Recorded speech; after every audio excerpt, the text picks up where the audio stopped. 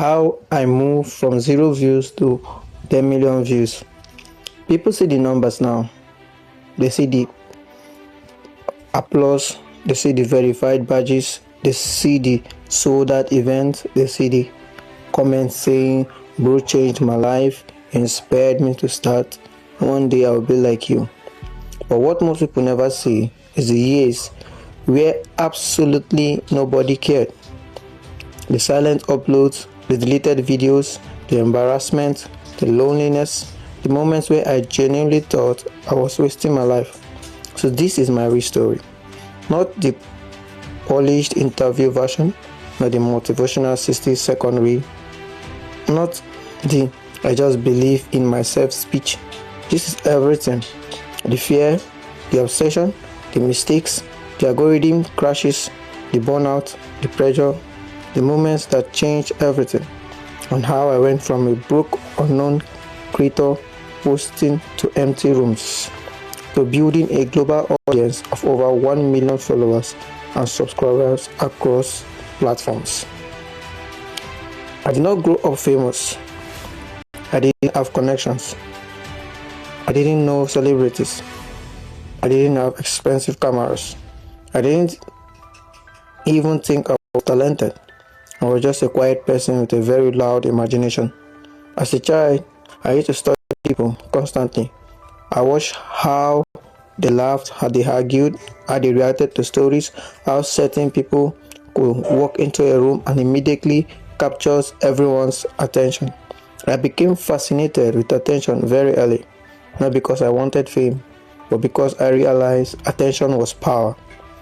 The people who could hold attention could influence emotions. They could inspire, they could persuade, they could change culture. At school, I was not the popular one. I was the observer.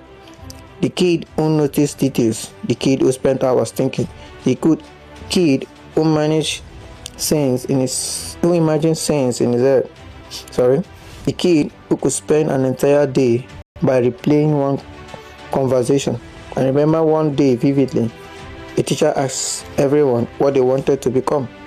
Some said doctors, some said lawyers, some said engineers, some said pilots. Everyone had a normal answer. When it got to me, I froze. Because deep down, I didn't know. I just knew I wanted to create something people would never forget. At that age, I couldn't explain it. I didn't know what it's like. Brand, audience, content strategy, storytelling, creator economy. I only knew one thing. I wanted my ideas to reach people. That desire stayed with me for years, even before social media became what it is today.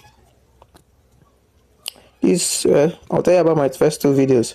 My first video. The first video I ever uploaded was terrible. And I mean terrible. Bad lighting, bad audio, awkward editing, no confidence, no structure. I recorded it with a cheap phone. I remember staring at the upload button for almost 20 minutes. My head was beating fast, not because millions would see it, but because I was terrified that someday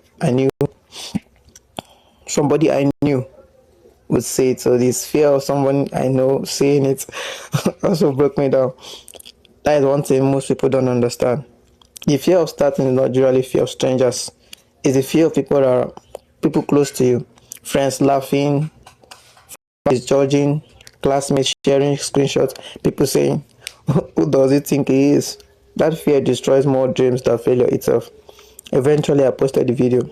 Then I refreshed the page every few seconds. One view, then two, then three. One of them was probably me.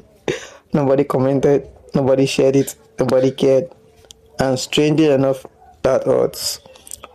Because when you create something, even something small, you secretly hope the world immediately recognizes the potential. But the internet doesn't reward potential, it rewards consistency. I tell you the truth. And at that time, I didn't understand that. I thought one good idea would change my life. I had no idea success online was psychological. I tell you, it's now I begin to realize it. Follow me to continue the story.